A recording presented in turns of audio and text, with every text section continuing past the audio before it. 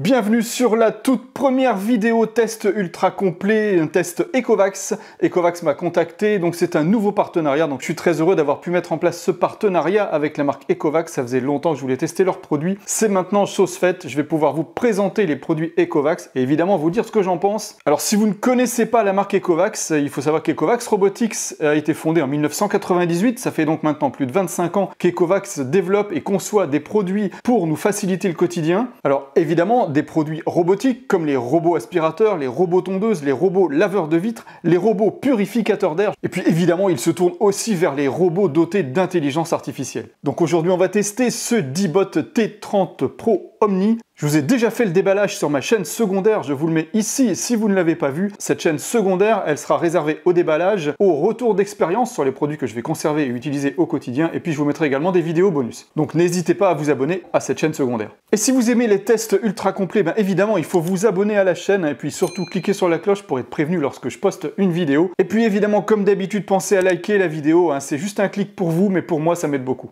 Donc aujourd'hui, on va tester ce robot aspirateur laveur. Oui, il va aspirer, il va laver, il a une base qui va se charger de tout, de l'eau propre, de l'eau sale, de la poussière. Vous n'avez à vous occuper de rien. Et si vous n'avez pas déjà un robot aspirateur, il faut savoir que ça remplace totalement un aspirateur balai classique. Moi, je me sers uniquement du balai aspirateur pour faire le dessus des meubles et les escaliers. Oui, on n'a encore pas de robot qui fait les escaliers, mais ça va venir.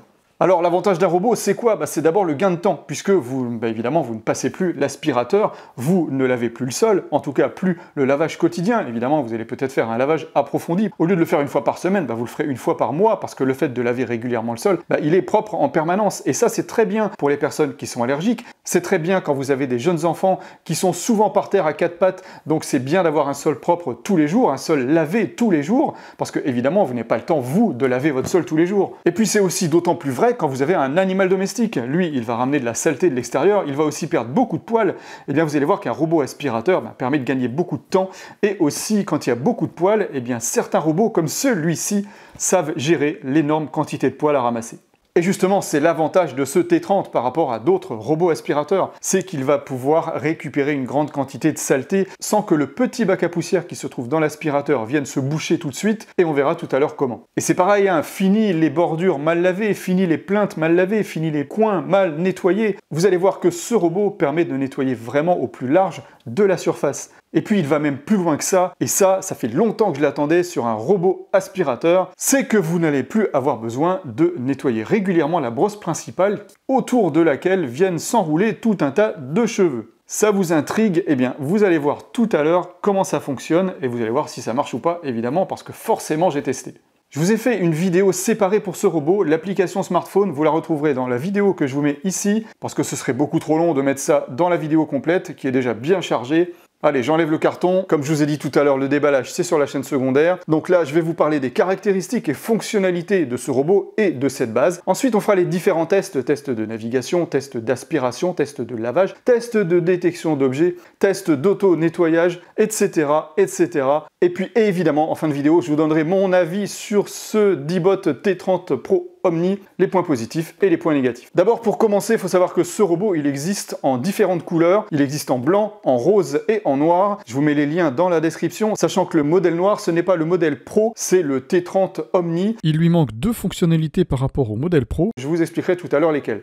Alors on va commencer par la base. Je ne sais pas si vous avez remarqué cette base, mais elle est vraiment très compacte, très petite, et elle a vraiment des avantages, et vous allez voir lesquels. Déjà, je vais vous donner ses dimensions. La largeur de la base, c'est 40 cm, la hauteur, c'est 47 cm, et la profondeur, c'est pareil, 47 cm. Ça, c'est des mesures que j'ai effectuées moi-même. À l'arrière de la base, vous avez la possibilité d'enrouler le surplus de câble pour éviter d'avoir un câble trop long qui va traîner par terre. Et vous voyez que cette base, elle a vraiment un design vraiment atypique de ce qu'on voit habituellement sur des robots aspirateurs. Et je vais vous expliquer tout de suite pourquoi. Alors là, si j'ai fait ce montage un peu étrange autour de la base du robot, c'est pour vous montrer que cette mini-station, vous allez pouvoir l'intégrer dans un meuble bas. Donc là, j'ai simulé un meuble bas en installant ici, voilà, un calendrier au-dessus, bloqué par deux beacons de l'Ecovacs Goat, dont vous verrez le test prochainement sur la chaîne. Donc là, imaginons, j'ai mis ma mini-station sous un meuble, avec une base de robot aspirateur classique. Vous êtes obligé, les réservoirs pour les récupérer, les réservoirs d'eau propre et d'eau sale, de les lever vers le haut. Là, je ne peux pas les lever vers le haut puisque je l'ai intégré sous un meuble, mon robot. Donc, je vais pouvoir quand même accéder à mes réservoirs d'eau propre et d'eau sale. Et c'est pour ça que cette base, elle a vraiment un style atypique. C'est parce que les réservoirs, vous allez juste les soulever de quelques centimètres pour pouvoir les sortir de la base. D'abord, le réservoir d'eau propre. Et puis, vous accédez également de la même façon au réservoir d'eau sale derrière.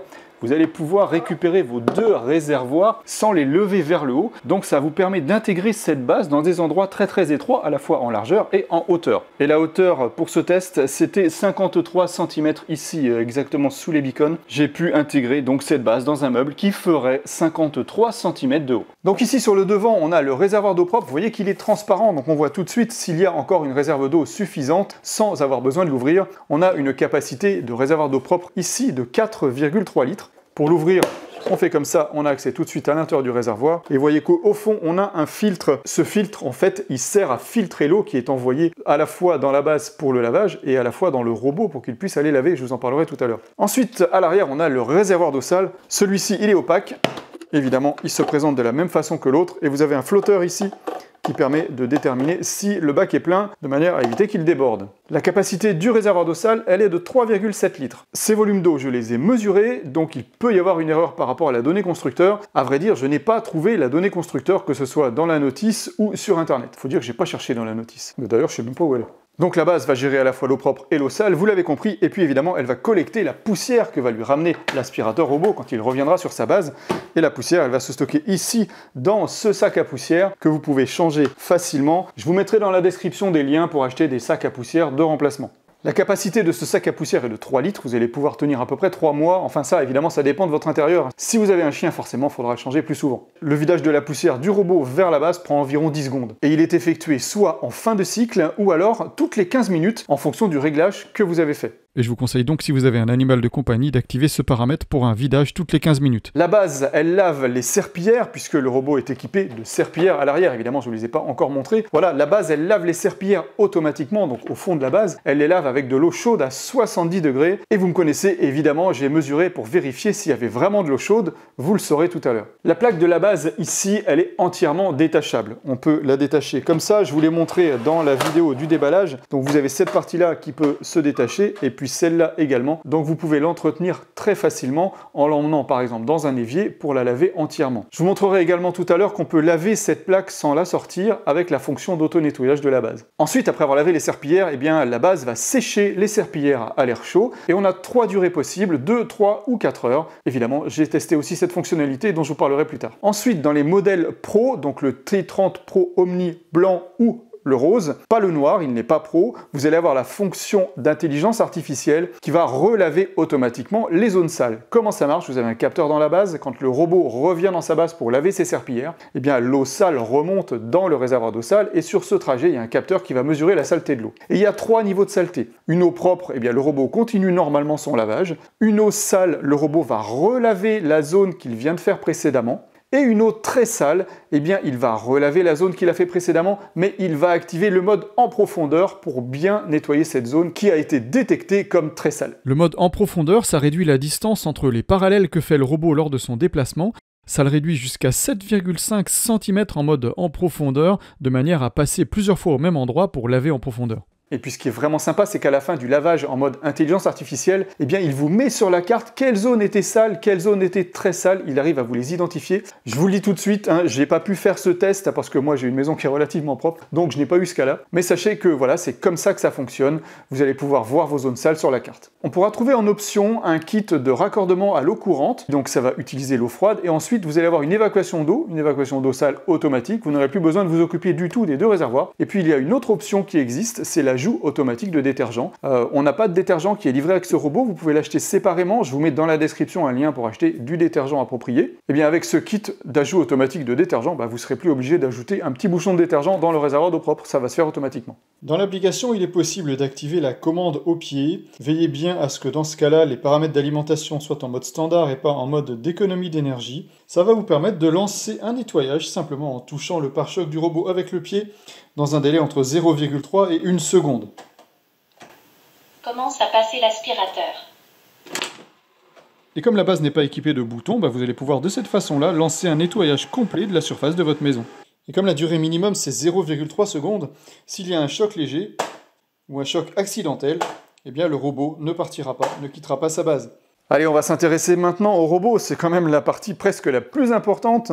Il est équipé, vous l'avez vu, quand il y a une tourelle comme ça, c'est qu'il est équipé d'un laser. Le laser, c'est ce qu'il y a de mieux pour le déplacement des robots aspirateurs, je l'ai toujours dit. Donc celui-ci est équipé d'un laser. Il y a même également devant 2 lasers croisés ici. Vous avez 2 lasers croisés, je vous le montre en incrustation. Qu'est-ce que ça donne les lasers croisés concrètement? Ça va lui permettre de détecter les objets qui sont devant lui. Et puis vous avez une caméra ici entre les 2 lasers. Ça va créer en fait une lumière structurée 3D et ça va lui permettre par exemple de différencier un câble d'un autre type d'objet. Et du coup, il s'en éloignera un petit peu plus quand il va le contourner pour éviter de l'attraper avec sa brosse latérale. Le robot a une hauteur de 15 mm ici au-dessus de la tourelle. Et si jamais la tourelle venait à toucher un obstacle, vous avez des capteurs. Quand la tourelle est appuyée ou poussée vers l'arrière, eh bien les capteurs tout de suite font réagir le robot pour éviter que ça vienne pousser trop fort sur la tourelle, parce que évidemment le robot est capable de détecter les obstacles avec son laser ici, mais le laser il est un tout petit peu plus bas que la tourelle, donc il se pourrait qu'il arrive avec son laser à passer au ras sous un meuble comme ça, mais sa tourelle viendrait taper dans le meuble, et bien du coup ça va l'éviter de pousser le meuble, et donc du coup il va reculer tout de suite.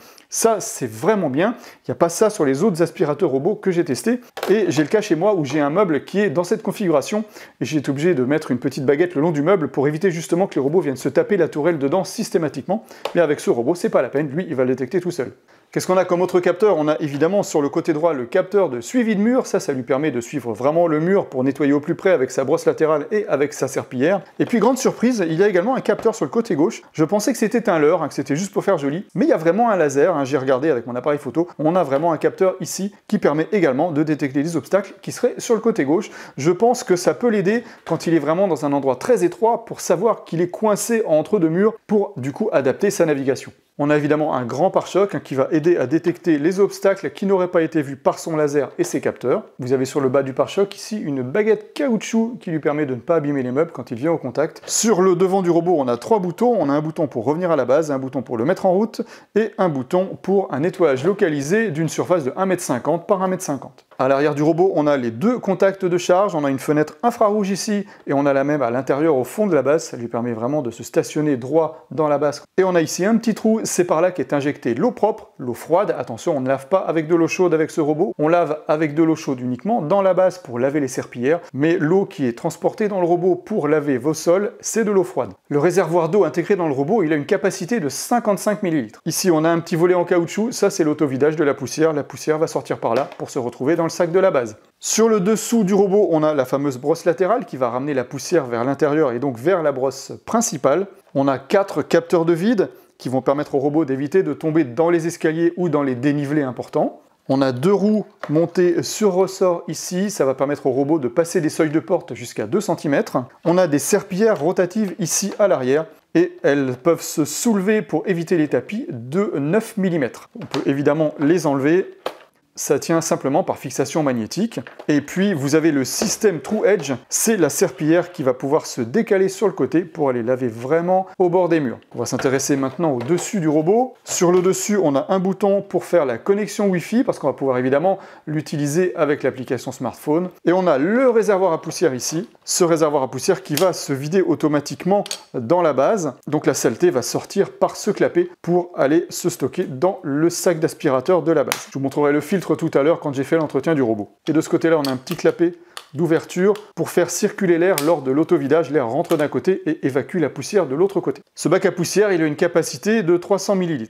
On a une batterie de 5200 mAh qui va nous donner à peu près 3 heures d'autonomie, évidemment en puissance minimum. En tout cas, personnellement, j'ai trouvé son autonomie tout à fait correcte par rapport à ce que je connais habituellement sur les différents tests que j'effectue. Et puis la puissance d'aspiration de ce robot aspirateur, elle est de 11 000 pascal. Malheureusement, je n'ai aucun moyen technique de pouvoir vérifier cette valeur. Je ne peux que faire confiance à la marque. Bien entendu, quand il tombe en panne de batterie, il va retourner se charger et finira son travail après en reprenant au même endroit. Et puis avec ce robot, vous allez avoir aussi un assistant vocal. Évidemment, vous pouvez connecter l'assistant vocal Alexa d'Amazon ou alors le Google Home, mais vous allez aussi pouvoir utiliser l'assistant intégré dans le robot qui s'appelle Yiko. Vous allez simplement dire OK Yiko et là le robot va vous répondre. J'ai fait le test, je vous le montrerai tout à l'heure. Et je vous précise que cette fonctionnalité Yiko n'existe que sur les modèles Pro, donc que sur le blanc, le rose, mais pas le noir. Voilà, on a fait le tour des différentes fonctionnalités et caractéristiques de ce D-Bot T30 Pro Omni. Maintenant, on va faire les différents tests d'aspiration, de lavage, de détection d'objets, etc.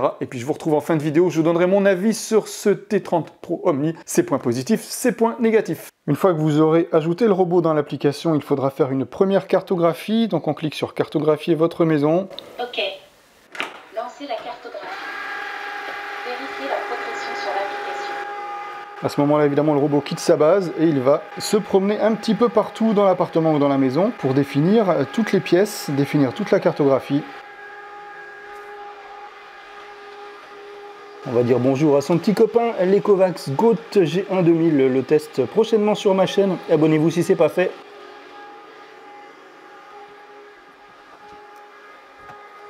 Bon là, il est un petit peu embêté hein, parce qu'il y a pas mal de chaises, mais il va trouver lui-même comment sortir de là. Donc là, il découvre hein, tout simplement la surface, hein, il va se promener un petit peu partout. Le bruit que vous entendez, ce n'est pas le bruit du moteur d'aspiration, hein, c'est le bruit de la brosse principale. Là, actuellement, il n'aspire pas, il ne fait que découvrir la maison grâce à son laser.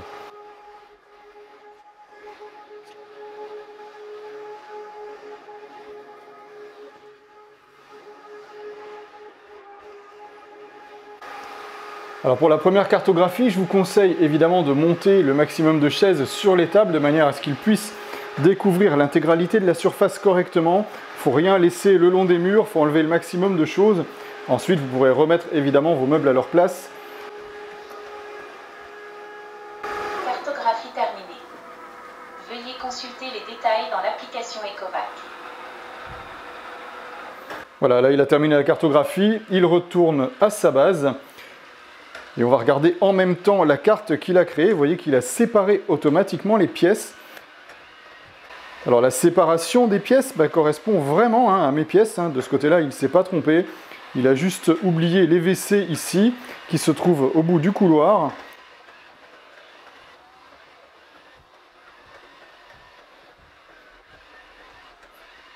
La navigation pour l'instant me paraît quand même vraiment précise.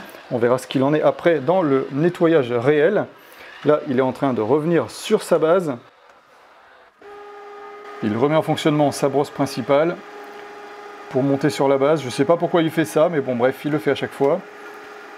On voit qu'il recule vraiment avec une grande précision pour aller se positionner au fond de la base. Et voilà. Début du rechargement. C'est terminé. L'application me confirme que la carte a été créée. Donc là, je vais donner tout simplement un nom à la carte. Ensuite, je fais enregistrer. Voilà donc la carte complète pour créer la nouvelle cartographie pour mon étage. Je n'ai pas pu faire une cartographie rapide puisqu'il me demandait de le mettre sur sa base. J'ai simplement lancé une tâche d'aspiration et vous voyez qu'il crée en haut à droite dans le coin. Il commence à créer la carte automatiquement. Donc pour la deuxième zone, vous êtes obligé de faire un nettoyage complet de la zone pour créer la carte. Si vous cliquez sur cette carte en cours de construction, on voit la carte en grand et on voit les zones qui sont déjà aspirées. Toutes les lignes blanches, c'est là où le robot a déjà aspiré. Et puis toutes les zones bleues, ce sont les zones qui ont été détectées par son lidar. Donc en fait, lors de la création de la cartographie. Et là, j'ai l'impression que le robot cherche sa base parce qu'il s'est arrêté de nettoyer, il se promène. Donc je pense qu'il est en train de chercher sa base puisque je lui ai mis un paramètre de vidage de son bac à poussière régulier. Voici le paramètre que j'ai activé, c'est le mode intelligent qui lui permet d'aller vider son bac à poussière régulièrement. Et on voit que j'en étais à 15 minutes. Donc je pense qu'il vide son bac à poussière toutes les 15 minutes quand on active ce mode. C'est une erreur que j'ai faite, j'aurais pas dû faire ça pour la création de ma deuxième zone. Donc je vais le laisser chercher, à un moment donné il va abandonner, on va voir justement ce qu'il va me dire. Donc effectivement, il cherchait sa base, hein, puisque c'était marqué vidage du bac à poussière tout à l'heure au-dessus. Et là, il a repris son nettoyage parce qu'il n'a pas trouvé sa base. Donc il a continué tout simplement son nettoyage. Je pense qu'il a cherché pendant 2-3 minutes, hein, pas plus là. Hein, donc il ne va pas chercher non plus pendant une demi-heure. Mais voilà, c'est ça qui risque de se passer si vous le mettez sur un étage et que vous activez ce paramètre. À la fin du nettoyage, il m'a bien créé ma nouvelle carte que j'ai appelée étage. Et donc il a séparé automatiquement les pièces, je n'ai plus qu'à l'enregistrer. Et évidemment, il n'a pas trouvé sa base, hein. À la fin, il a cherché, et donc c'est à ce moment-là qu'il m'a affiché la nouvelle carte. Et maintenant, cette nouvelle carte, eh bien, elle est accessible, elle apparaît ici maintenant dans mon menu carte. J'ai mes deux cartes. Vous avez la possibilité de nettoyer l'intégralité de la zone en mode automatique en bas, ou sinon vous allez pouvoir choisir les pièces à nettoyer dans un certain ordre. Sinon, vous pouvez aussi nettoyer une zone, on règle la taille de la zone, je peux ajouter une autre zone. ou sinon je peux aussi créer des scénarios personnalisés. Je vous ai fait une vidéo dédiée de l'application en détail, je vous la mets dans la description. Là, aujourd'hui, on va se concentrer vraiment sur le test du robot. Il y a un assistant vocal qui est intégré dans le D-Bot T30 Pro Omni. Il s'appelle Yiko. Pour l'appeler, il faut faire « Ok, Yiko !» Oui. Commence à nettoyer la cuisine. Ok, j'y vais. Vous voyez qu'il sort, il quitte sa base, il va nettoyer la cuisine. Et il m'a sélectionné sur le plan la cuisine qui est en cours de nettoyage. Ok Yiko, On n'entend pas trop sa voix quand l'aspirateur fonctionne. retour à la base.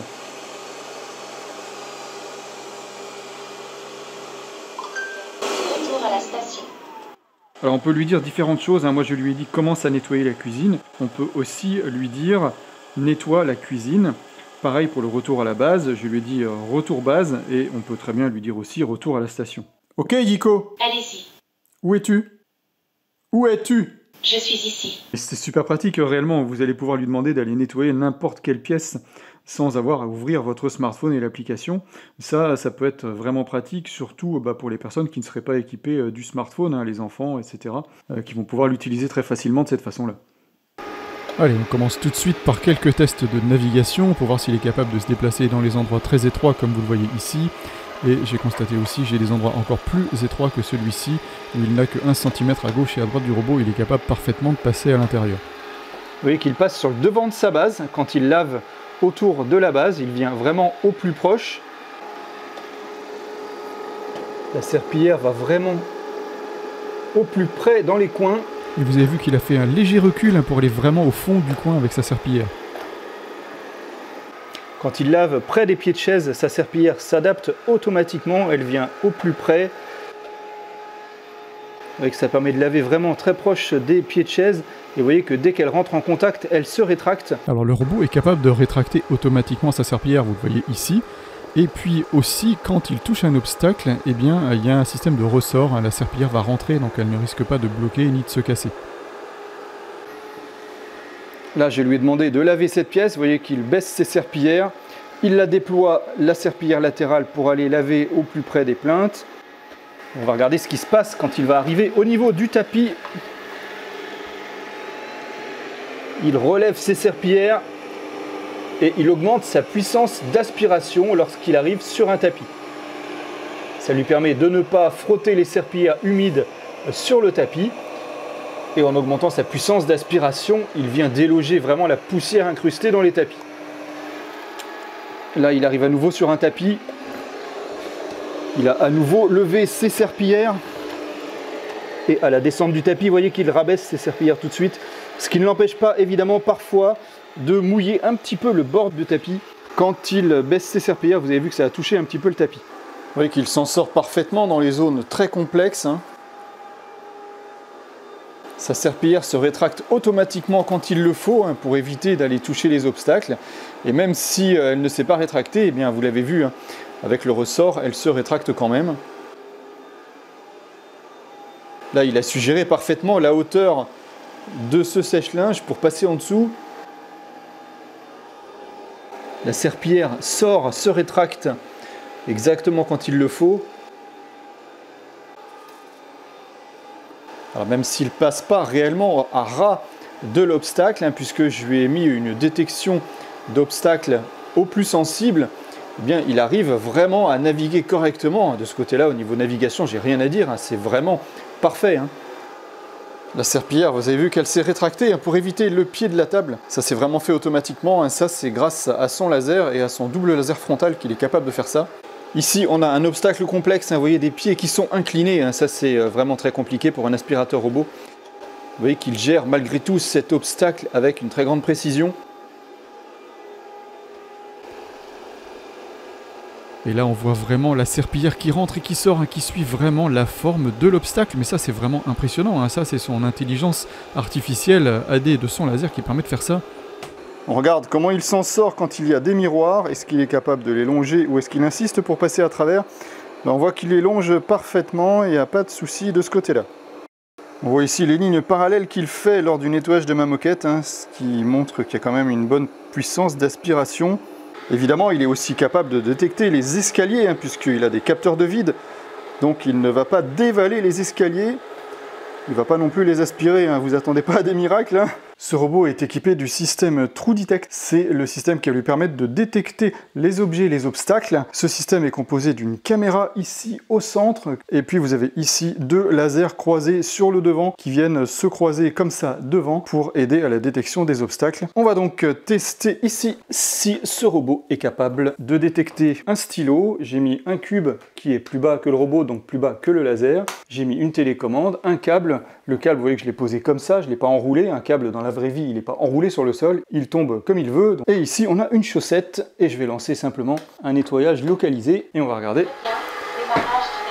comment il est capable d'éviter ces objets. Donc le stylo, c'est raté. Je vais essayer de lui remettre d'une autre façon.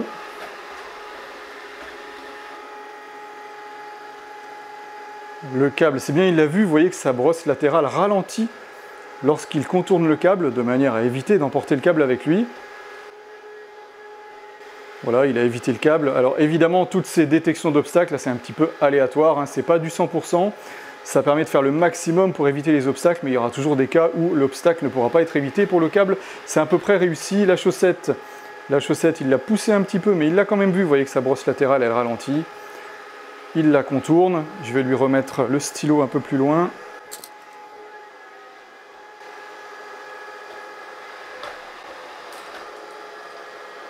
Ah, là, je crois qu'il a vu le stylo, il a freiné.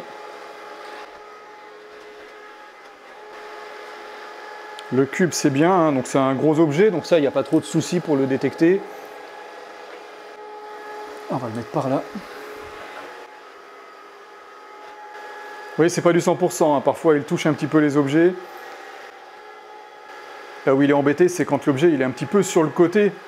Évidemment, quand il n'est pas complètement en face devant ses faisceaux de détection, forcément il est un petit peu embêté pour le voir et c'est normal. Voyons le stylo. Ah, ce coup-là, est-ce qu'il l'a vu? Oui, voilà, il l'a vu. La brosse ralentit, donc ça veut dire qu'il a vu l'obstacle. Maintenant, est-ce qu'il va réussir à le localiser et à le contourner?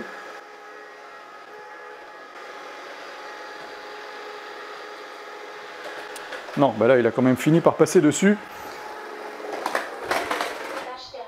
Donc voilà, comme je vous disais, évidemment, ce genre d'objet, en général, c'est pas reconnu, il n'y a pas de surprise. Les stylos, c'est très très difficile.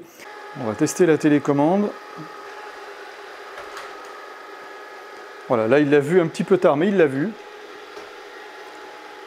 Il contourne, il se repositionne pour bien vérifier la position de l'objet. Alors la télécommande, c'est pareil, c'est un objet qui est difficilement reconnaissable. Hein. Et là, lui, il l'a quand même reconnu correctement. Bah là, on voit que le stylo, maintenant, il le reconnaît à nouveau. Il est quand même assez performant, je trouve, hein, sur la détection d'objets. Et il me bluffe un petit peu, je ne m'attendais pas à un tel résultat, sachant qu'il n'a pas vraiment une réelle caméra au sens du terme. Il a simplement une caméra RVB.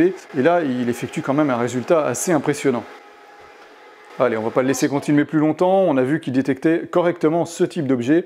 Évidemment, c'est pas du 100%, hein. C'est quand même à vous de ranger votre intérieur et d'éviter qu'il y ait des choses qui traînent. Allez, on passe maintenant au crash test. Et pour ce crash test, je vous ai mis ici sur le tapis de la poussière, des miettes du riz des pâtes. Ensuite, le long de la plainte ici, la même chose, poussière, riz pâte vraiment au ras de la plainte. J'en ai mis vraiment partout. Donc là, je vais lancer le nettoyage d'une seule pièce. Hein. Je vais choisir juste l'entrée ici et on va pouvoir suivre en temps réel le déplacement du robot. On voit les anciens emplacements des tapis. Vous voyez que l'image est à l'envers en fait. Hein. Le haut doit être en bas. Je vous retournerai l'image à l'écran tout à l'heure. Donc j'ai choisi ma pièce, je sélectionne le type de nettoyage, on va faire aspiration uniquement, on va faire x2, au cas où c'est mal aspiré au premier passage. Je vais rester en mode standard, bien qu'il y ait quand même beaucoup de saleté sur le sol. Et en vitesse de nettoyage, on va mettre en profondeur, hein. Comme ça il va faire plus de parallèles, ça va lui permettre de nettoyer plus en profondeur. Vu la saleté qu'il y a au sol, je pense que ce sera pas du luxe. Allez, je clique sur démarrer, le robot qui se trouve dans la pièce d'à côté quitte sa base. Et voilà, le robot qui arrive dans la pièce. Donc il va commencer son nettoyage. Alors c'est du grand classique, hein. Le robot va commencer par faire toute la périphérie de la pièce, hein, tous les contours.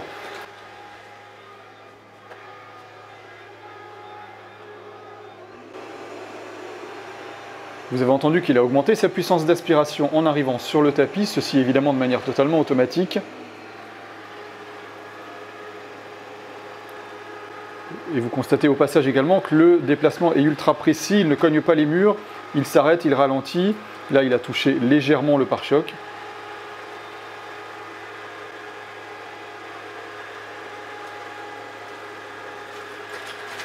Il vient vraiment frotter la plainte, hein. On entend le frottement de la brosse. Alors comme toute brosse latérale, il est possible que des débris soient projetés, hein, sur le côté. Ça, c'est tout à fait normal. La brosse latérale tourne assez vite et donc ça, effectivement, ça projette un petit peu les éléments comme les pâtes, le riz. Vous voyez qu'on peut suivre en temps réel, hein, son trajet sur la carte. J'ai retourné la carte, hein, vous voyez, sur le côté droit, parce que j'ai pas trouvé dans l'application comment on pouvait changer de sens la carte, l'orienter différemment.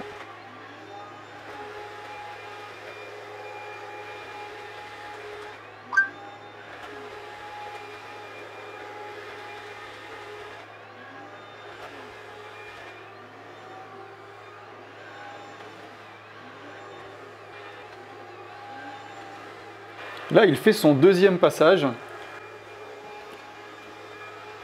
Vous voyez qu'il le fait de manière croisée, hein. Il ne fait plus dans le même sens que tout à l'heure. Et par contre, il n'a pas fait le deuxième tour périmétrique. Il est dans son deuxième passage. Alors, je pense qu'il va le faire à la fin. On va regarder ça tout à l'heure. Vous voyez que dans son premier passage, ici au fond, il a laissé les graineries un petit peu vers le fond, parce que quand il est passé au centre tout à l'heure, sa brosse latérale a projeté les graineries vers l'avant. Et donc le premier tour périmétrique qu'il a fait, il avait bien nettoyé, mais c'est en nettoyant le centre du tapis qu'il a projeté avec sa brosse latérale les débris sur le devant. Donc on va voir s'il fait un deuxième tour périmétrique à la fin de son deuxième passage.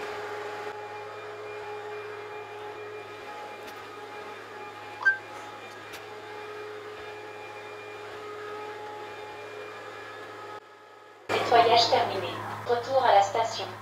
Alors non, il n'a pas fait le deuxième tour périmétrique lors du deuxième passage. Je trouve ça vraiment décevant. En tout cas, c'est le premier robot que je teste et qui ne fait pas 2 tours périmétriques quand on lui demande de faire 2 passages. Je trouve ça un petit peu dommage. Donc je suggère à Ecovacs, et je vais leur signaler également par mail, de faire évidemment 2 tours périmétriques quand on demande un passage x2.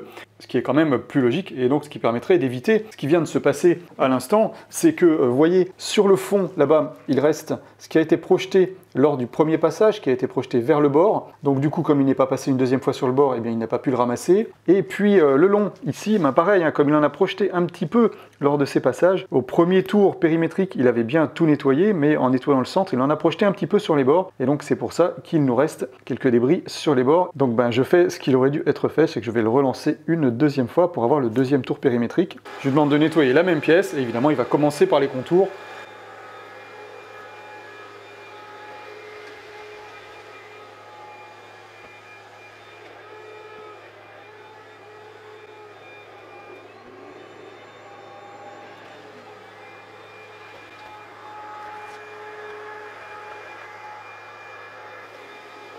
Voilà, je l'ai arrêté, il a donc fait son deuxième tour périmétrique, et on voit maintenant qu'il reste quand même un petit peu de riz au fond, hein. Il reste quelques grains de riz sur le tapis, sinon l'intégralité du tapis a évidemment été correctement aspirée.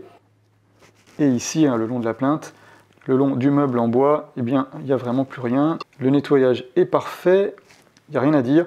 Donc au niveau puissance d'aspiration, qualité d'aspiration, hein, c'est parfait. On voit que sur le tapis, hein, c'est réellement complètement propre, hein, il n'y a pas de souci, mis à part les petits grains de riz qui ont été projetés. Pas de souci au niveau de la performance de nettoyage, c'est ce que je voulais tester, hein. Par contre, hein, comme je vous ai dit, ce que je regrette, c'est qu'il n'y a qu'un seul tour périmétrique quand on demande un passage x2. Je vais le signaler à Ecovacs, je pense que ce sera résolu dans une prochaine mise à jour. Ça me paraît vraiment logique d'avoir 2 passages périmétriques lorsqu'on fait un nettoyage x2. Voilà, j'ai fini d'aspirer l'intégralité du rez-de-chaussée, donc je vais regarder, il est retourné à sa base, j'avais désactivé le vidage automatique de la poussière de manière à ce que la poussière reste dans le bac du robot. Donc on va regarder ça tout de suite. Alors voyons ce qu'il y a dans le bac de l'aspirateur. Alors il est moins plein que je pensais. Il y a beaucoup de poussière qui se trouve sur la partie centrale. Il n'y a pas de poussière qui est venue se mettre sur les parties latérales. Alors est-ce que j'avais pas assez de saleté sur le sol ou est-ce que la poussière est restée bloquée au milieu? Alors je récupère un bout de plastique là, je sais pas ce que c'est. Notez qu'on voit bien dans le bac tous les cheveux qui ont été ramassés lors du nettoyage.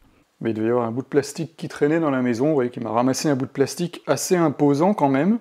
Je pense pas que ça vienne du robot, il n'y a aucune raison que ça se retrouve à cet endroit-là. Je viens de retrouver à quoi correspond ce bout de plastique. En fait, ça venait de cette mini lampe LED que j'avais laissé tomber hier soir et j'avais pas fait attention que le cache était parti. Voilà, donc il avale vraiment des éléments assez gros, hein, donc il est vraiment performant au niveau de sa puissance d'aspiration. Et surtout, il faudra éviter justement de laisser traîner des objets sur le sol. Voilà, c'est ça qu'il avait trouvé et qu'il m'avait avalé. Donc voilà, le bac à poussière qui pour moi n'est pas vraiment beaucoup rempli. Je sais pas si vous le voyez bien. C'est difficile à voir, en plus il n'est pas démontable. Alors ce que je pourrais essayer de faire, c'est d'enlever le filtre au-dessus pour vous montrer. Voilà, le filtre, lui, il n'a pas de poussière dedans, puisqu'il y a ici une sorte de grille-mousse. Il y a un cheveu, je ne sais pas d'où je l'ai récupéré. Donc il y a une petite mousse ici qui protège le filtre, voilà, qu'il faudra nettoyer de temps en temps. Ensuite, voilà, ça s'ouvre. On voit la forme de la poussière qui a été imprimée sur la grille du filtre. Vous voyez, il n'y a pas énormément de poussière à l'intérieur, je m'attendais à ce qu'il y en ait beaucoup plus. En tout cas, habituellement, j'en ai plus. Alors, je ne trouve pas que mon intérieur soit spécialement sale, hein, tout a été aspiré correctement. Donc, je remets tout ça comme ça pour l'instant. Donc, maintenant, qu'est-ce qu'on va faire? On va voir si l'autovidage se fait correctement. Je vais le mettre ici. Je remets le capot. Je vais lancer l'autovidage directement sur l'application. Pour ça, je vais sur caractéristiques de la station et je vais faire vider le bac à poussière ici.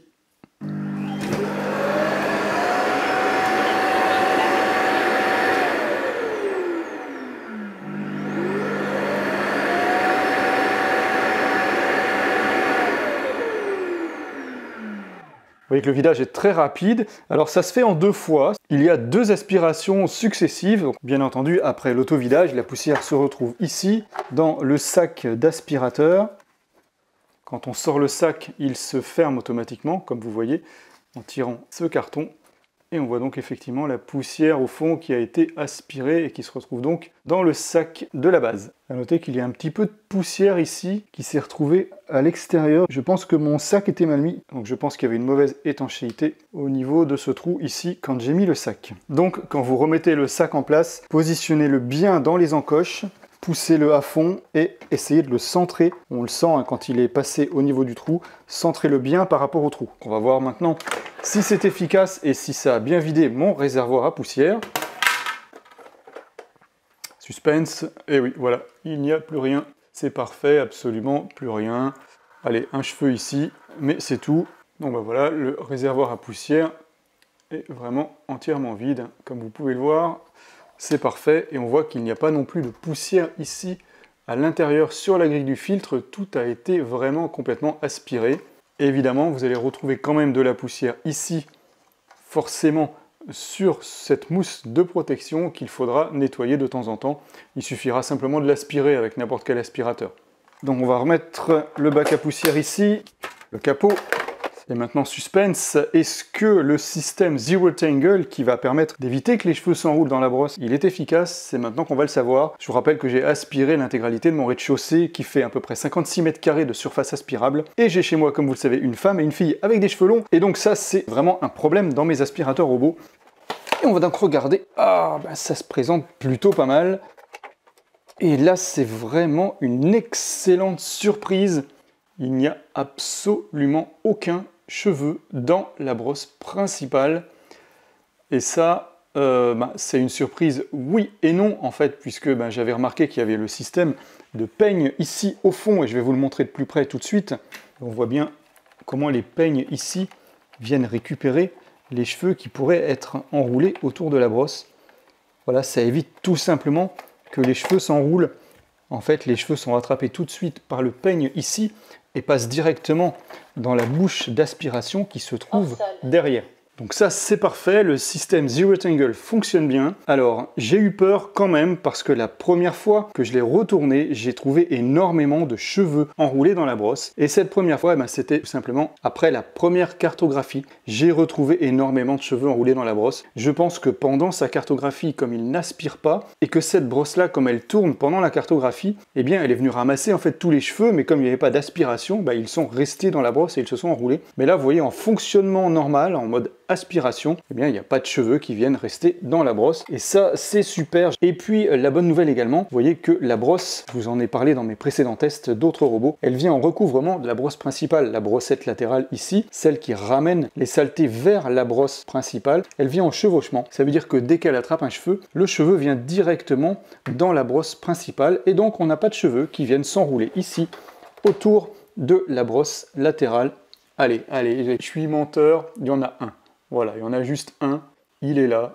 Voilà, un tout petit cheveu, il est tellement petit que j'arrive même pas à l'attraper. Voilà, il y avait un cheveu, et encore il n'est même pas entier, vous voyez, je ne sais pas si vous le voyez bien. Il y avait juste ce petit cheveu. Il n'y a rien d'autre enroulé dans cette brosse latérale, et ça c'est super également. Tant que le robot est à l'envers, je vous montre ce qu'il faut surveiller quand vous faites l'entretien, quand vous vérifiez que tout va bien sous le robot. Et là, l'entretien il est vraiment très réduit, puisque ici, vous n'avez finalement maintenant plus rien à faire, puisqu'il n'y a pas de cheveux qui sont dans la brosse. Il n'y a plus besoin de nettoyer cette brosse, on a juste à retourner le robot, éventuellement nettoyer ici les 4 capteurs de vide qui sont sur le devant du robot. Et puis, il n'y a rien d'autre à faire, tout le reste est propre. Il vous faudra quand même ici veiller de temps en temps à passer un petit chiffon sur les capteurs laser qui sont sur le devant, et puis un petit chiffon ici sur le laser latéral qui permet de vérifier la distance du robot par rapport au mur. Ça lui permet de suivre précisément les murs lorsqu'il fait le nettoyage des plinthes. Nettoyez également ici à l'arrière, à cet endroit-là. Ça, c'est une vitre où vous avez un capteur infrarouge qui lui permet de se stationner bien droit dans sa base. On va procéder maintenant au crash test. J'ai mis du chocolat séché, vous savez comme j'aime bien faire, pour voir si les serpillères sont capables de frotter le sol et d'en déloger la saleté. Je me suis mis en nettoyage de zone pour nettoyer évidemment toute cette zone-là. J'ai pas besoin de nettoyer toute la maison, là ça va être compliqué de filmer sinon. Ensuite, je vais choisir mes paramètres. Donc je me mets en aspiration et serpillière. Je vais également mettre un débit d'eau élevé, il était déjà positionné comme ça. Ensuite, je mets 2 passages, on ne sait jamais si le premier passage n'a pas suffi. Et puis, puissance d'aspiration, il n'y a pas besoin d'en mettre beaucoup pour cette zone-là. Et en bas, on va se mettre en vitesse de nettoyage en profondeur, évidemment, pour bien nettoyer profondément les tâches. En profondeur, ça veut dire qu'il fait des passages beaucoup plus resserrés, donc il va frotter plus souvent les mêmes lignes, donc il ne va pas s'écarter en fait de trop à chaque ligne parallèle. Et bien, on va voir tout de suite ce que ça donne. Je lance le nettoyage. Début du nettoyage de zone personnalisée. Alors évidemment, j'ai activé le True Edge, c'est le décalage automatique de la serpillière. Et alors la particularité sur ce robot, c'est que la serpillière, elle reste décalée en permanence, vous allez le voir. Ce n'est pas uniquement le long du mur. On va voir justement si cette manière de fonctionner vient quand même laver correctement le centre de la pièce. Allez, voilà le robot qui arrive sur la zone. Évidemment, il a sorti ses serpillières. Du moins, il les a baissées. Et vous voyez également qu'il a décalé sa serpillière latérale pour aller laver évidemment le long des plinthes. Ici, on n'en a pas. Et vous avez bien compris que dans le mode que j'ai activé, il la sort en permanence. Là, il fait le tour de la zone que j'ai délimitée. Bon, je l'ai délimitée peut-être un petit peu large. Mais bon, c'est pas grave. Au moins, ça fait des conditions réelles. Puisqu'il va utiliser son eau un petit peu sur toute la pièce avant d'attaquer la zone sale. Donc c'est également ce qu'on reproduit ici. Et oui, comme je vous disais, la serpillière latérale reste décalée en permanence. Le mode True Edge chez Ecovacs fonctionne comme ça. Allez, on va attaquer les tâches sales. Alors elles sont sèches, donc il va être obligé de passer plusieurs fois forcément pour humidifier déjà les traces et ensuite les détacher. On voit qu'il a déjà commencé à attaquer le E de Ecovacs.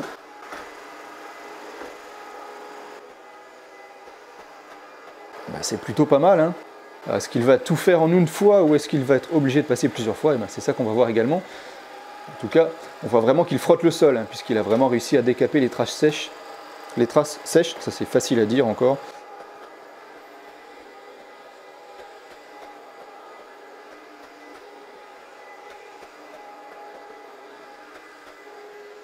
Bon, et ben voilà, en un seul passage, c'est réglé. C'était une formalité pour lui. Résultat positif. Malgré l'écartement permanent de la serpillière droite latérale, il est capable de passer réellement partout sur le sol et également plusieurs fois au même endroit. Allez, j'arrête son nettoyage. Tâche terminée. Puisqu'on a bien vu qu'il n'y a pas besoin d'un deuxième passage, c'est parfaitement propre. Voilà, il n'y a plus aucune trace. Aucun souci, j'en ai pas mis dans les joints, hein. Je sais très bien que ce type de robot, quand vous avez des grosses traces dans les joints, n'est absolument pas capable de frotter la profondeur des joints. Pour ça, il vous faudra évidemment un vrai aspirateur balai laveur. Et alors, on va faire une petite parenthèse sur la serpillière latérale. Je ne sais pas si vous l'avez vu sur la vidéo, si vous ne l'avez pas vu, vous allez revenir en arrière, et puis vous allez regarder, en fait, la serpillière latérale ici, elle tourne dans ce sens-là. Le robot avance comme ça, et donc la serpillière tournant dans ce sens-là, elle frotte beaucoup plus le sol que si elle tournait dans l'autre sens, comme c'est le cas sur d'autres marques. Donc je préfère vraiment ce mode de rotation, donc du coup de l'intérieur vers l'extérieur et vers l'avant, pour frotter mieux le sol en fait, puisque ça tourne comme ça, dans le sens de l'avancement, ce qui fait que vous allez beaucoup mieux frotter les plinthes et laver les plinthes de cette façon-là. Donc et bien maintenant, qu'est-ce qu'on fait? Eh bien on fait l'auto-nettoyage. Voilà, mes serpillières sont sales, je vais procéder à l'auto-nettoyage. Pour ça, le principe c'est que vous avez une plaque ici au fond de la base. Les serpillières sales vont tourner sur cette plaque, il va y avoir de l'eau qui sera chauffée et qui va venir laver les serpillières. Elles seront également rincées, tout ça de manière automatique. Donc j'ai mes serpillières sales, je mets le robot au fond de la base.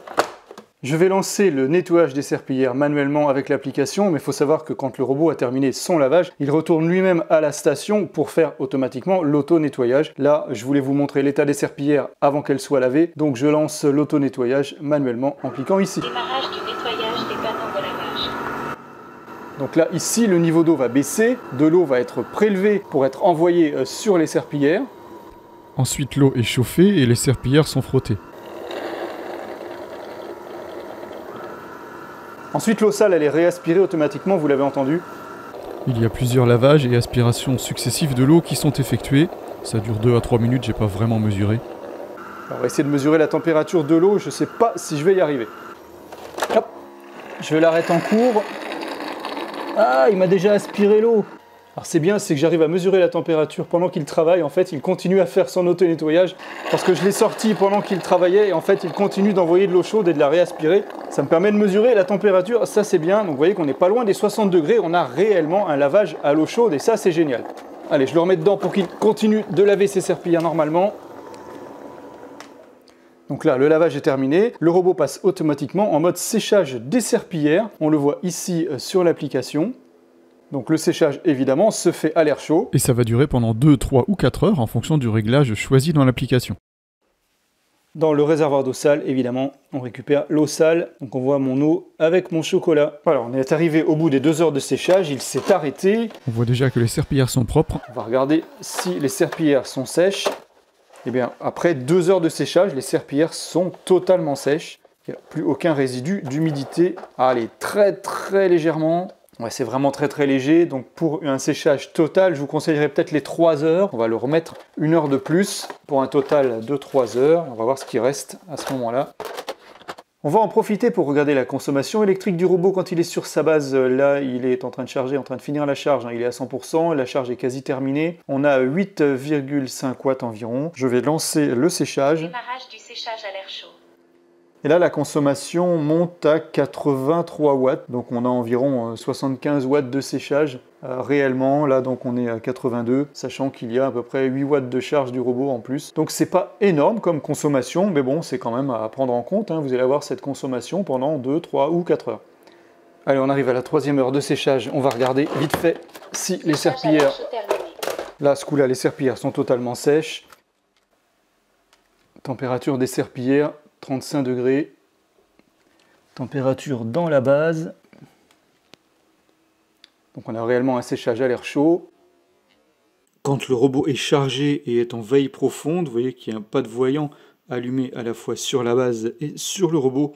Eh bien, on a une consommation qui est très faible, de l'ordre de 2 watts maximum. C'est très bien, c'est une excellente économie d'énergie.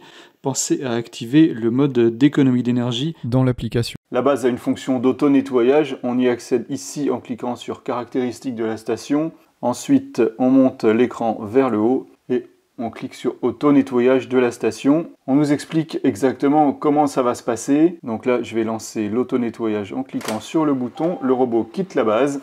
Quittez la station et commencez immédiatement le nettoyage automatique. Veuillez utiliser une brosse pour nettoyer l'évier de nettoyage des lavettes. Donc là, le fond de la base se remplit d'eau. Donc une fois que l'eau a été remplie dans la station, moi ce que je fais, c'est que j'enlève la plaque ici. Le plateau amovible de l'évier de nettoyage a été désinstallé. Et on vient frotter tout le fond de la base, puisque c'est cette partie-là en fait qui va être la plus sale. Après le plateau noir, là vous allez pouvoir le laver dans l'évier évidemment. Donc là il faut être assez rapide parce que on peut soit terminer le nettoyage en appuyant 3 secondes sur le bouton retour à la station du robot, mais si vous êtes trop long, au bout d'un certain temps, l'eau va se réaspirer toute seule. Donc là voilà, j'ai bien nettoyé le fond de ma base. C'est dommage que la brosse ne soit pas fournie, donc là moi je prends une brosse à dents. Ça vous pouvez le laver sous l'évier, ensuite vous le remettez là. Ouais, je m'aperçois au montage de la vidéo que je n'aurais pas dû remettre cette plaque, on ne verra pas l'eau se faire réaspirer. Et vous voyez que l'eau, elle est immédiatement réaspirée, hein. Je vous ai dit que c'était automatique au bout d'un certain temps.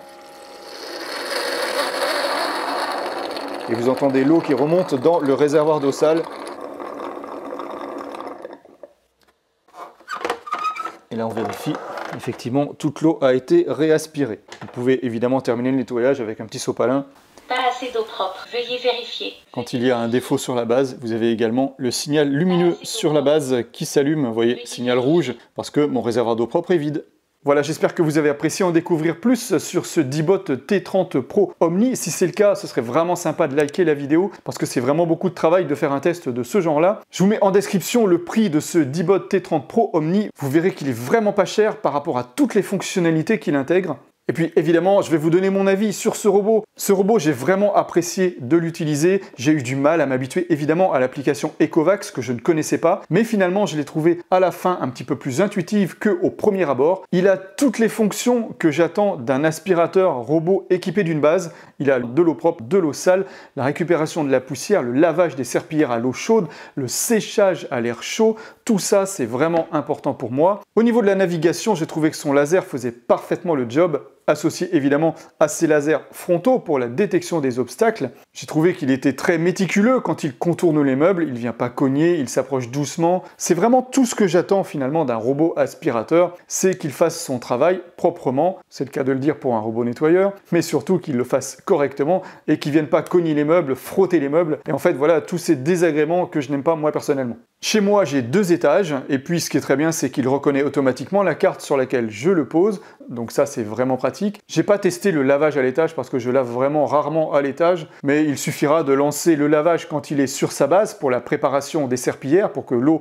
vienne humidifier les serpillères, et puis ensuite dès qu'il quittera sa base, vous le prendrez et vous irez le poser sur la surface à nettoyer et il reconnaîtra automatiquement l'endroit où il se trouve. Et puis vous l'avez vu avec le chocolat, la performance du lavage, elle est parfaite, j'ai rien à dire de ce côté-là, le système rotatif c'est un système qui fonctionne très bien, j'ai jamais eu de mauvaise surprise avec ce genre de système. Les serpillères, elles gardent bien la saleté à l'intérieur, elles viennent pas l'étaler, et puis comme il y a un ajout d'eau permanent, un ajout d'eau régulier grâce au réservoir d'eau intégré du robot, eh bien les serpillères ne viennent pas s'assécher, vous avez des serpillères qui restent humides tout au long du nettoyage. Et puis la fonctionnalité OKICO, je l'ai trouvé bien sympa, ça fonctionne bien, par contre il faut être dans la même pièce que le robot évidemment puisque le micro il est sur le dessus de la tourelle, hein, le micro qui vous écoute, mais ça fonctionne bien, je peux lui demander d'aller laver une pièce très facilement, vous l'avez vu. Et puis comme point positif évidemment c'est le prix, hein. Je vous mets le prix dans la description, vous allez voir, pour tout ce qu'il a comme fonctionnalité, le prix il est vraiment pas cher je trouve. On a des robots d'autres marques qui dépassent facilement les 1000 € avec les mêmes fonctionnalités. Par contre ici évidemment on n'a pas la caméra qui permet de faire de la vidéosurveillance par exemple, mais est-ce que c'est vraiment ce qu'on demande à un robot aspirateur laveur?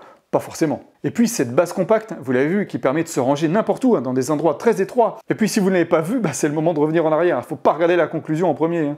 Et puis surtout, la nouveauté que j'avais jamais vue moi jusqu'à maintenant, c'est ce système Zero Tangle, le système qui empêche les cheveux de s'enrouler autour de la brosse. Ça, c'est vraiment ultra performant et ça, c'est la plaie chez moi. Cette brosse Zero Tangle, elle est vraiment géniale. Mais c'est pas que la brosse qui est géniale, hein, c'est évidemment le système dans le robot, avec ces fameux peignes qui viennent récupérer les cheveux autour de la brosse. C'est super bien conçu, hein, vous n'avez plus de cheveux qui s'enroulent au bout des axes, et pas non plus de cheveux qui viennent s'enrouler autour de la brosse. Contrairement à certains robots concurrents, vous voyez, j'ai des cheveux au centre de la brosse, des cheveux qui s'enroulent au bout des axes, voilà, c'est vraiment horrible. Et ça, je suis obligé de le nettoyer régulièrement, parce que sinon, ça va finir par bloquer la brosse. Donc ce système Zero Tangle, c'est vraiment génial, et je ne comprenais pas pourquoi les fabricants ne le mettaient pas en place, parce que c'est vraiment très simple en fait. Par contre, ça fait un petit peu plus de bruit. Alors c'est peut-être pour ça que certains fabricants ne le mettent pas en place, parce que le fait que le peigne vienne racler en fait la brosse en permanence, j'ai constaté que le mouvement de la brosse en rotation, ça fait un petit peu plus de bruit que les autres marques d'aspirateurs que j'ai testées précédemment. Et donc on arrive dans les points négatifs, et notamment ce premier point négatif, là vous voyez que je l'ai posé à l'envers, et quand on le pose à l'envers, systématiquement le capot se démagnétise puisqu'il tient par aimant, vous voyez, il est tenu par des aimants, mais comme il est assez lourd, il n'arrive pas à tenir quand le robot est à l'envers, donc le capot a tendance à tomber un petit peu, les aimants je les trouve qui ne sont pas assez puissants pour maintenir le capot. Bon, ça c'est un petit détail, mais bon, je préférais quand même le signaler. Ensuite, on n'a pas de brosse qui est fournie pour aller laver la base, vous savez, avec le nettoyage automatique. Bon, ça aussi c'est un détail évidemment. On n'a pas non plus de solution détergente qui est fournie pour mettre dans le réservoir d'eau propre. On est obligé de l'acheter du coup en plus séparément. Concernant sa navigation, je vous ai dit que sa navigation était parfaite, j'ai rien à dire de ce côté-là, mais parfois il fait des choses un petit peu bizarres. C'est-à-dire que pour aller d'un point A à un autre, eh bien il arrive finalement à se perdre tout seul. Il cherche son chemin dans des endroits compliqués, alors qu'en fait il y a un chemin beaucoup plus direct et beaucoup plus simple qu'il aurait pu utiliser. Mais je vous rassure, il finit par trouver son chemin quand même, mais il prend plus de temps, il passe entre les pieds de chaise, il tourne autour d'un pied. Voilà, il m'a fait ça 2-3 fois, mais il arrive quand même, comme je vous dis, toujours à trouver son chemin, et au final, c'est quand même le plus important. Ensuite, j'ai trouvé que le bac à poussière, il se remplissait vraiment très rapidement, et en fait qu'il ne se remplit pas complètement sur les côtés ici, il n'arrive qu'à se remplir qu'au centre. En fait, c'est logique, puisque la bouche d'aspiration, elle est au centre, l'air, il sort par le centre, donc évidemment, le chemin le plus direct, c'est d'aller tout droit, et donc ça n'arrive pas trop à stocker sur les bords. Il y a quand même une fonctionnalité qui permet d'aller vider le bac toutes les 15 minutes, et ça c'est bien parce que si cette fonctionnalité de vidage toutes les 15 minutes n'avait pas été présente, ça aurait été vraiment un problème avec ce réservoir. Autre point négatif qui je pense pourrait être amélioré, c'est la hauteur du robot, 10,5 cm, donc 15 mm. Je trouve ça un petit peu haut, je pense qu'il y a moyen de gagner un petit peu en hauteur ici, puisqu'on a les micros ici qui se trouvent sur le dessus du robot. Je pense qu'il y a moyen de mettre les micros ailleurs, notamment peut-être à côté des boutons, et donc de baisser la hauteur du robot d'environ 5 mm. Et puis un autre point négatif, j'ai eu quelques fois avec l'application, lorsque je la lance, une page publicitaire qui dure 3 secondes, qu'on peut désactiver tout de suite, vous avez un décompte de 3 secondes, mais vous pouvez quand même la fermer avant les 3 secondes. Moi ça m'a dérangé d'avoir une pub dans mon application, surtout quand vous achetez un appareil, il n'y a pas de raison qu'on soit obligé de subir une pub en début d'application. Voilà, j'espère qu'Ecovacs écoutera ce message, et puis enlèvera cette pub, parce que pour moi elle n'a pas grand chose à faire là. Mais bon, globalement, mon avis est positif sur ce robot. J'ai eu des commentaires assez négatifs sur Ecovacs dans les commentaires de mes vidéos. Je comprenais pas ce que les gens leur reprochaient, et alors je sais pas si ça concerne d'autres modèles, mais en tout cas, moi, ce T30 Pro Omni, pour moi, il est parfait, il répond à tout ce que je demande, et je n'aurais aucun mal à le conseiller à quelqu'un qui a un budget limité et qui ne peut pas mettre plus de 1000 € dans un aspirateur robot.